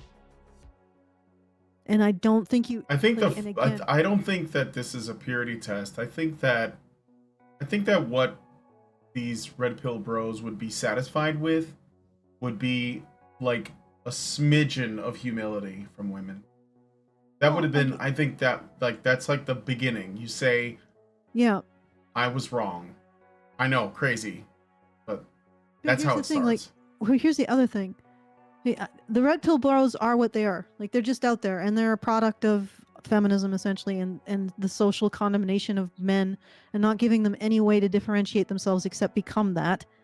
Well, they're going to force the conversation. Like, all right, well, if you don't want to deal with us, ladies, you deal with them. The end. Like, you deal with them, or you listen to us, and we'll tell you how to walk away from what they're saying with your head held high. You know, be like, oh yes, I'll take your consideration. You know, I'll consider your proposal that I vote to remove my vote. You know, and that is a first step towards the kind of self-reliance that eventually might get women to the point of being like, how can I help others? How can I serve society? It starts with that kind of self-moderation, like being able to control yourself when people are trolling you, right? Being able to say, hey, I don't need to respond to that because on its face, it's ridiculous. You see what I'm saying? But that's a step towards becoming the kind of woman who says, hey, how do I pitch in? You get what I'm saying, Brian? Yeah. Is to actually, like, the red pill bros are the force that will drive women either to continue to expend their emotional energy on their bullshit forever, even though the red pill bros have absolutely no power over nothing, right? Or they grow up and they start to take responsibility for themselves emotionally and say, hey, yeah, okay, well, I'll take that under advisement. Thank you. Moving on. Like, yeah, it's not worth the emotional effort. But at the same time, as they're forcing women to make that emotional effort until they grow up and start to establish boundaries around what they need to care about, and in the process of developing that skill, maybe they'll become a person who says, what can I give the world rather than what can I take from it? See what I'm saying? Yeah. Those are the small steps. Okay, you're getting all right. I got a super chat from Albernita Retro for $2 Canadian. No, He says, I am not fucking defending Andrew Tate. So wait, no, he didn't say anything about Andrew Tate. He said, so wait, did Sargon switch teams? No, he's still the same guy, and I still like him. Yeah. But I mean, I'm just sort of like saying, you know, here are some things you probably have not considered. And it's always the same stuff because I know it's hard. I know it's hard to, like, you know, to hold women accountable. And also, when Carl talks like strategies, he usually isn't thinking about like the bigger picture. I remember years ago when we first started talking to him, one of the first strategies he proposed is that we not call ourselves men's rights activists and we call ourselves something else. He did, but that's my point, is that was his first thing that he was banging on, is you guys should stop calling yourself men's rights activists. And he was like, he proposed a rebranding, like say, oh, you call yourselves you know, egalitarians or equalists or something like that. And I was like, it's not gonna matter. Like, this is not a label that we chose. It was chosen for us, and we just kind of shrugged and said, yeah, okay, sure, and went with it. And Dr. Rannicam met with him. Mike met with Carl at a meetup. It was like the first time they ever met, I think. And I remember the video. They were sitting in a pub and they were drinking, and Mike said that we're not going to change our name, and it's not going to matter, and you're going to back down from that. And Carl sure enough did. So I get where he comes from. He thinks about strategy, but sometimes it's just like you're not looking at the bigger picture, and we're trying to show you, because again, you're trying to create. It's like you have this giant chalkboard with this huge mathematical formula, and women are not in it. Yes. And you're like, why is this not adding up? And that's where the problem is. So yes. Well, I mean, exactly. Like you can't. Okay, you want to have these small steps that women can take to become not the ideal, but better, right? Well, how are you going to get them to take those steps? Right. I could tell you one way. It's the red pill bros, because you can say, well, if you don't want to deal with us, and we will give you an explanation, and we'll give you that framework, and honestly, I think that people are maybe misreading women when they say, well, it's the license that's making women go to the left, rather than the moral framework with a serious amount. Like the moral framework of racism, transphobia, that is a serious moral punch. You can feel it. I can feel it. And I don't even I'm like, I can feel that moral punch. There's nothing like that on the conservative side. It's like, God will judge you. I'm like, okay, thank you. Come again. Like whatever. It's not. Well, there could be, instead of it being like a bludgeon, there could be, like I said, something that has more sustainability, that is not going to be as easy to use. So it's like basically the social justice stuff is the dark side. It's easier, it appears stronger, it's easier to access, but it's not sustainable. It's not sustainable because it doesn't include the masculine virtues. That's literally what it is. Like women want to see, or like left women want that moral, like that they want an infant to take care of, basically. And all of the attendant compulsion that comes, the moral compulsion that comes from that. And that's fine. That's their instinct. It's great. But it doesn't include the male instinct to nurture autonomy, which needs to be there too. Well, otherwise it's totally unhealthy. So okay, so anyway, but my overall point is he's not bringing women, there has to be a standard of expectation to make women, somehow you got to make women take those steps towards something better, right? And I agree. The shaming, the red pill bros, like the amount of shaming they do to women, I don't know if we shame women so much. Like I definitely try to look at the things they say and look at the things they do and point out the illogic of it. But I'm not really for triggering anxieties around their self-worth necessarily, or their beauty, or their fertility. Like I'm not there. I don't think that's helpful. So that kind of shaming, I'm not interested in engaging in, although I did get off on Hannah Cox about her lips. All right, I'm sorry about that, guys. It's my great shame in life. I'm shaming myself. Okay, but anyway, so it's not, I don't necessarily want to get into the shaming of women's age, their fertility, their looks.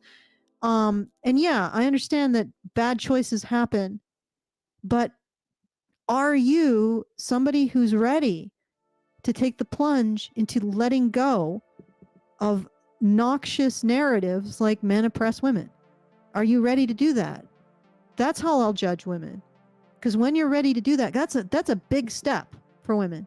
And I think that's why instead of family and men and children, they're going to trans people and brown people and gay people and furries now, I guess, to find that moral impetus, like that moral force in their life, or that moral framework in their life, because they cannot recognize men's moral authority, because men are seen as morally fallen to a degree that women aren't. And it's like, and you know what, you can recognize a man's moral authority in the framework of men's issues. Like men have moral authority because sometimes they're vulnerable. Sometimes they need to be taken care of, right? that's a moral authority. That people don't realize that, because it's not something I think that men are used to. But the reason why the trans people have moral authority is because they're vulnerable. You know, the reason why we serve God is because he's vulnerable in a way to our choices, right?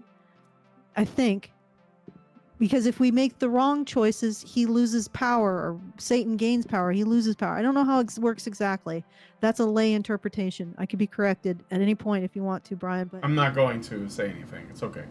okay, so I'm not a theologian, so. Okay, so we serve the vulnerable. It's something really profound about us as humans, and by embracing that vulnerability, I think men gain moral authority. Now, it's going to take a frickin' frick ton of time for that to really penetrate, but I think that is the issue here, is that women are serving these forms of vulnerability because they no longer have, like, that narrative of men oppress women is it's like shutting the door in their face on family, on relationships with men, on family, on children, on community. And as soon as they get rid of that narrative, the door opens up again. It just opens up. And you can walk through, and we can go back to being happy with each other and forming families. And we don't have to form families like cookie cutter tradcon families. We can form lots of different types of families, as long as we have that framework of recognizing male moral authority. It's maybe a different type of male moral authority, but as long as we have it, we'll be fine. We'll be fine. Okay. Okay, I'm going to play the video. Yes. I would suggest that the right-wing ideal of womanhood is encapsulated in what it is to be a lady. If right-wing men want women to be ladylike and marriageable, then they have to transmit that message in a way that women will generally find appealing. And what is he doing there? The painting? Yeah, what's the man doing there? He's kneeling before her, right. She's knighting him. He's like a princess or a queen or something. In the process of being knighted, what is he doing? He's making himself vulnerable to her. Mm-hmm. That's what that demonstrates. It's like, it's almost a ritual decapitation. So you are submitting yourself. It's like a dog rolling over on its stomach, saying, I am vulnerable to you. Right? That's what's happening there. And he's trusting her with his vulnerability. And she is not abusing it. But that trust is what gains him the status that she confers upon him. Right? It's interesting. I just wanted to point that out because it's interesting that this was the choice that was made. Sure. Then personally cultivate their own chivalrous natures, which provides honor to women who are sympathetic to their ideals. It has to be something beautiful. It has to contain the promise of happiness. If the right is going to attract women, it has to show them that there is a way that the right as a whole will honor them. And if right-wing women are seen to be treated with kindness and respect, I think they will grow into the form that the right most desires, and this will ennoble the men themselves. Other women might come to see the right-wing announs as actually being the heroic guardians of Western civilization that they wish they were, and support them, rather than being disgusted by their toxic behavior online. Perhaps, maybe, the damage to male-female relations caused by feminism could begin to be repaired. Yeah, but without getting rid of feminism? Well, there's a few things. Okay, go ahead. I'll let you go. No, I was just gonna say I don't think he's saying that we should keep feminism around, but I don't know. No. I know. I'm just saying, but yeah, feminism is not going to go away unless you address it. And honestly, the Red Pill Bros are a reaction to feminism, and they're a reaction to feminism that's actually forcing the dialogue. To be fair. Now, if you want to say, let's be something different than them, that's fine. But honestly, okay, I will defend the Red Pill Bros. They are forcing the dialogue. They are showing feminism. Their feminism basically has said, this is what men want, the Handmaid's Tale, and they have the power to get it. And the Red Pill Bros have stood up and said, we want the Handmaid's Tale, and we have the power to get it. And feminists are running around, and women are running around with their heads cut off. Well, something's got to break here. Either you have to acknowledge that that narrative was a convenient lie in order to manipulate men, or you can live in the psychological torture of men calling your bluff. Right? There, I'm defending that attitude. Maybe it's something that women need to contend with. For however long, they have essentially tortured the average man with that narrative. You want the Handmaid's Tale, and you can do it. Therefore, you have to do everything I say, when I say it, how I say it, and also give me your wallet. Like, they've been torturing men with this nonsense for generations. And finally, there's a group of men saying, oh yeah, I am this. And like, nobody could predict this? Like, feminists said this is all that men are, and this is the only way they can differentiate between men and women and girls, and then some group of men were like, well, I guess I'll do that. Like, it's amazing that it took this long. Mm-hmm. And it's directly their fault. It's directly feminism's fault. And sure, you can say, hey, let's be another group of men doing something a little less noxious, because it is noxious. Like, what the Red Pill Bros are doing is noxious. What the feminists did is noxious. It's all noxious. You're all fucked. Right? I'm not defending anyone, except that it's pushing the dialogue, because finally I can say, well, hey, you can either talk to us, and we're going to talk to you about responsibility. We're going to talk to you about fairness and equity. We're not going to justify anybody's adultery, including men's, right? We're going to talk about being honorable and just. Or you can go to the Red Pill Bros, who will shame every aspect of your life, your choices, your wrinkles, your ass, your freaking fertility. You can go there and they will say, no, we want the Handmaid's Tale. And that's all you're going to get from us. You can go there or you can go with us. Choose your poison. Right? And again, like, I think that I think there's something very much, he has a point. Like, I'm not going to sit here and say he doesn't have a point. I think he does. There has to be an alternative to the Red Pill Bros, right? But on the other hand, unless you want to censor them, they're there. So unless you're advocating censorship, they're there. They are a thing. The end. They exist. And they're going to do this. As long as feminists keep pushing this shit, as long as feminists keep pushing the narrative that men want the Handmaid's Tale and can get it, the Red Pill Bros are going to continue to stand up and say, I want the Handmaid's Tale and I can get it. Right? And they're going to continue to troll women with their own nonsense. They're going to continue to call feminism's bluff. And then we are going to continue to see women who apparently have a really strong attachment to that narrative for some reason. Because I don't. Like, I mean, literally, you don't have to play this whack-a-mole game with these people, with these men. You could just be like, well, yeah, but you don't have the power to do that. So, and also most men don't have the desire to do it. So what? Like, that's my attitude. Like, I know I have 100% faith in men that they do not want the Handmaid's Tale. Like, most men do not want that. What they want is whatever will make them feel like it's possible to be loved by women again. And also, men don't have the power to do it. The end. Because the narrative is broken. Walk away from it. And they're gonna force women to face this nonsense over and over and over again until women contend with it. You know what the Red Pill Bros are? They're feminist samsara. They're feminist karma.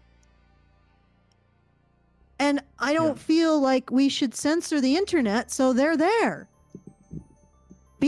Yes, sure, we can be better than that. We can offer a better opportunity. We can offer something clearer, something more sensible, something more honorable for women to approach as a standard. But the Red Pill Bros are there. They're not going anywhere unless we want to censor things, and I don't want to censor things, so what's the point of this conversation? You see what I'm getting at? Yeah. So, the other thing I wanted to point out is, I don't care about women being attracted to the right or the left or libertarianism or communism or capitalism or anything. I'm sorry, guys. I care about women being attracted to men. Full stop. That's what we need to fix. And people who are more concerned about attracting women to something other than men, I don't think they're going to solve this problem. You need to get that in your head. What we need to fix is women's attraction to men. And I agree with Sargon. I don't know if he's making this point, but it's maybe I'm like stepping on what he's saying, stepping up, like standing on the point that he's making. But anyway, you can't shame women into loving men. You can't shame women into wanting to be with men. So we got to figure out how to make men attractive in the circumstances we have now. That makes sense. I mean, one thing, it may require men cultivating new skills, new talents. One thing that I think that might be a good option and something that seems to have sort of fallen by the wayside, storytelling. There used to be a huge emphasis on storytelling in male culture. Do you know what I'm talking about, Brian? Yeah, of course. Like the tall tales your grandfather would tell about catching that trout once, that kind of thing. Stories. Men would teach younger men and boys how to tell stories by telling stories. And through stories, you are able to develop friendships, you're able to develop community, you're able to explain morality and wisdom. You're also able to elicit attraction. So I think maybe men might cultivate that old aspect of male culture, and that might help to rekindle the love affair between men and women. That may be something worth looking at, and other things might also be beneficial, more creative stuff. But my overall point is that you can't shame women into desiring men. You can't do that. So that's not going to be work. The Red Pill Bros are not going to change that. So fair enough. But you still need to have some kind of standard that women need to live up to. Otherwise, you're going to spark these relationships, but they'll go nowhere because women won't have the skills to be able to maintain them. And really, the big challenge of a relationship is to accept your mortality. Commitment means accepting your mortality, and that's frightening. I mean, can you imagine? This is the person I'm going to be with until I die. Right? That is a scary thought. And you have to be willing to accept that you're going to die. This is the life you got. Make the most of it. And that's that. And that's a skill that women need to develop. It's a self-regulation skill. And they need to be held to it. And so that's my thoughts. And I don't care about attracting women to the right or anything really, except men. That's what we need to do, because that's what we need to fix. Like the right, the left, all of this stuff, irrelevant. If our breeding colleague collapses and nobody has anything to eat and nobody has any heating or lighting or anything, right? We need to fix the foundation, which is the relationship between men and women. Okay, that's what I basically had to say. I will get off my soapbox and cede the floor to you, Brian. Well, it's almost 9 and we should end it, so I don't really have anything else to add. Really? Did I say everything, but you have nothing to... Well, I just don't want this to go longer. I was gonna read a parable or a set. Okay, so I wanted to make a point about what women are using when they invoke intersectionality, even if it is a tool that gives them a sense of purpose. I think it's immoral, and I'm going to explain why. So, I'm not saying this. I know this past Sunday was Palm Sunday, and there's a story that was read, and I thought it was really interesting because there were some things about it that I did not know, and I thought I would share. So please humor me for a moment. This is not a sermon. I'm just reading a section from the Bible, John 12, 1-11. So 6 days before Passover, Jesus came to Bethany where Lazarus lived, whom Jesus had raised from the dead. So Lazarus was the person who he raised from the dead. Hence, these references to Lazarus. Like you might, if you know Batman, you know, with the Lazarus pit. Anyway, here a dinner was given in Jesus's honor. Martha served, while Lazarus was among those reclining at the table with him. Then Mary took about a pint of pure nard, an expensive perfume. She poured it on Jesus's feet and wiped his feet with her hair. This is a very like special, you know, and intimate thing to do at that time, to anoint people's feet and wipe it with your hair. And the house was filled with the fragrance of the perfume. But one of his disciples, Judas Iscariot, who was later to betray him, objected. Why wasn't this perfume sold and the money given to the poor? It was worth a year's wages. This is what Judas said. He did not say this because he cared about the poor, but because he was a thief. As keeper of the money bag, he used to help himself to what was put into it. Leave her alone, Jesus replied. It was intended that she would save this perfume for the day of my burial. So he knew he was going to die. You will always have the poor among you, but you will not always have me. Meanwhile, a large crowd of Jews found out that Jesus was there and came not only because of him, but also to see Lazarus, whom he had raised from the dead. So the chief priests made plans to kill Lazarus as well. For on account of him, many of the Jews were going over to Jesus and believing in him. So I brought this up because what was interesting, there's more to the story. So like later on, you know, you probably know about the story where he goes into town on a donkey and everyone's like fanning him with palm leaves and stuff. And he essentially gets a welcome into the city as though he was a king. And the reason for this was because the Jews believed that Jesus was coming to essentially overthrow the Romans and free the Jews, right? And when it turned out that that's not what he was there for, because he didn't want to free them from some earthly, earthly bondage, but rather, you know, through the new covenant, some transcendent afterlife, you know, I'm going to let you into the kingdom after this life here. They turned on him. And what the priest that said, these are two things that I thought were really interesting. First of all, Jesus was the first victim of cancel culture. So, and I don't mean that to be funny, but this is what happened. Like the people were there. They thought he was going to do this thing for them. It turned out he didn't. And then within a week after that, they were calling for his death and they demanded that Pilate crucify him. And the Romans didn't want to do it. Pilate said, look, that's not my business, but they made him do it.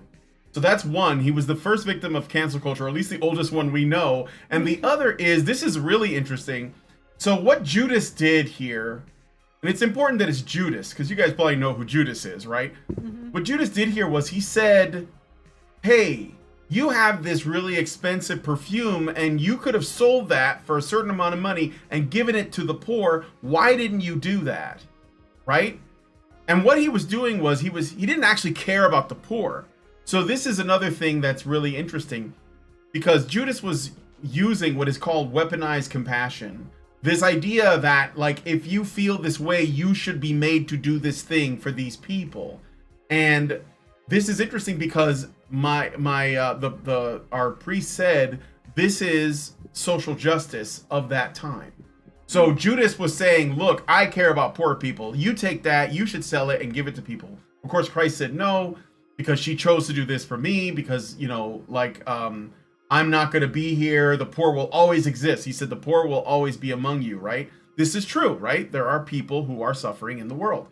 But this weaponized compassion is what you could say, you know, like this is what these people, like these women, these feminists use to essentially manipulate us. And what this is the most interesting thing was the priest said that Judas is the only character in the entire Bible that did that.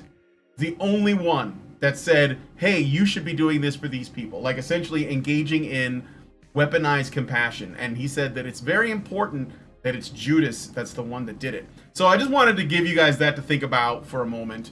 I thought it was super interesting because it can be very difficult for people to discern the difference between someone who is actually charitable and someone who is engaging in weaponized compassion. And a lot of what we see is weaponized compassion, especially when the purpose is to be seen calling for it.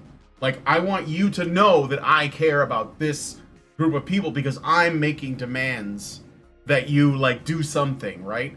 This is not how charity is supposed to be done.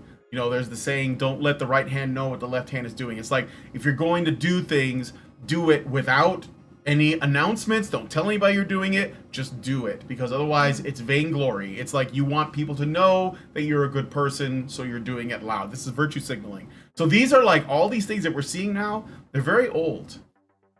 That's it. Yeah, no, also there's an element of coercion to it, right? He's talking to somebody else. He's putting somebody on the spot. Yeah. Yeah. So, yeah, no, it's interesting. Well, like I said, I agree with Sargon, just to bring it back to the topic. I agree with Sargon's statement about that, you know, there's a certain level of shaming that is not going to work. Like, we can't shame women into loving men again. We can't browbeat women into getting into relationships again. There has to be a certain level of consent. And I think that, well, there always was, right, to a degree. And I think that, you know, there'll be some element of trying to figure out how to make men more attractive, or what men can do to do that. But also, in addition, like, it's not all on men. And some of it is on women. Yep. And some of it is on society. And I say that it's not like it's on men because it's to blame, that men are to blame. It's on men because, let's be fair, men are in some ways very creative. They're very fun-loving. They're very funny. You know, they have this flexibility of mind to come up with something really entertaining and remarkable, you know. So I think that there's that quality of risk-taking in men that needs to be engaged. So it isn't an element like, oh, men, you're obligated to it. It's more like, this is something that you do very well. You can make something ordinary and turn it into something remarkable. That's something that men do very well. And if we can just figure out how to engage that again, you know, that might be one way. And then also just stop. Society needs to stop, like, poisoning the well when it comes to men with these horrible narratives about how worthless they are as partners, how their primary feelings towards women are one of hatred. You know, it's destroying relationships between women and men, and it's leading to the rise of red pill bros. Like, this is men who are basically, they look at the world, the world does not give them any gratitude for being a traditional stoic man, upholding, you know, being a provider, doing the work necessary to uphold society. Like, men like that get shit on. They don't get any kind of gratitude for it, right? They look at that and they're like, yeah, no, now it's time for me to get mine. I want the bag. I want to get the bag, right? That's a direct consequence of a society that has been at war with its sons and said that they have no place in society, while still demanding that they serve it. You see what I'm saying? What kind of reaction do you expect? You have no place in our society. You are not worthy of being considered fully human, yet you still should do the work to make sure. This is Spartacus. Like, this is Spartacus stuff. This is slave uprising stuff, right? Yeah. We don't have the moral position to judge it. Like, we have literally told men and boys that they must serve society while being seen as, what is the right word for it? Less than human. Like this, that they are the source of original sin, and they must serve the society that is benefiting them at the expense of women. Therefore, they have to sacrifice everything for it. Like, this messaging is serious crap. And it surprised me that it took this long for men to start pushing back and saying, no, we want the bag. Some men, a small minority of men. The vast majority under this messaging is just shutting down entirely, right? So we have to be more concerned with the minority that is committing social suicide by saying, well, I want the bag now, versus the greater majority that are committing actual suicide from these messages. Right? Okay, get rid of the messages. Get rid of the messages. Start to create a world in which, or society in which men think that it is possible for them, for people to be grateful for them, and for women to love them. Not that they automatically are going to get women's love, but that it's possible. Like, it's even possible. Anyway, all right. Sorry, I got up on the podium again. I know that Brian is itching, so I'm going to do my thank yous. And, yeah, go ahead, do the thank yous. And if you have any comments, last comments, get them in now. feedthebadger.com/justthetip. See what do you have to say with my statement that it doesn't matter if women are attracted to the right, the left, communist, capitalism, libertarianism. What matters is if women are attracted to men. And that's what we need to fix. What do you guys say about that? feedthebadger.com/justthetip. Let me give you thanks. I gotta navigate over, and whenever I need to navigate over quickly, the website's always slow. I want to thank Health Potion Addict for $250. Thank you, Health Potion Addict. Thank you, Health Potion Addict. My spoon is too big. And then I also want to thank Mnemonics for $5. Thank you, Mnemonics. Thank you, Mnemonics. And here's a couple thank yous for before the show started. Thank you to Meredith G for $100. Thank you. Ooh, thank you, Meredith G. You're better than us. Am I saying that I'm better than you? I guess I'm going a little further than you are. Yeah, I'm fucking better than you. Okay? Much better than you. You are garbage. Okay, and I also want to thank Telemnar for $50. Thank you, Telemnar. Thank you, Telenar.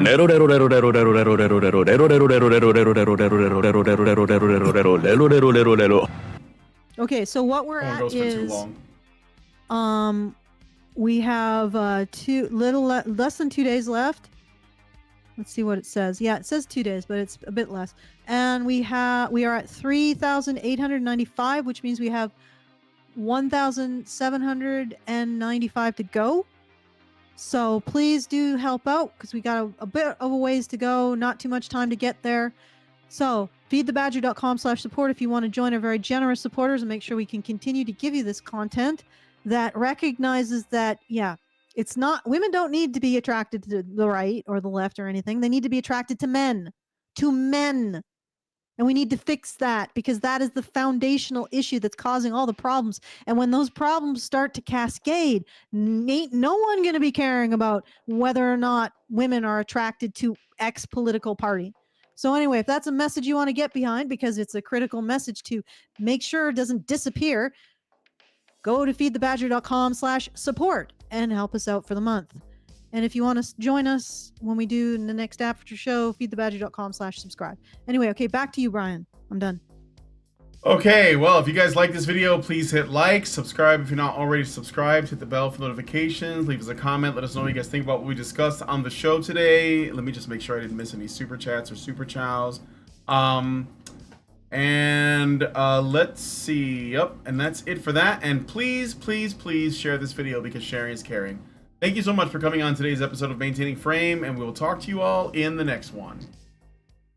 Are machines, dude. Okay? They are literal machines. They are talking point machines. They are impossible to fucking deal with, especially if you have like a couple dudes who have good memory on top of that too. Holy shit, you're fucked.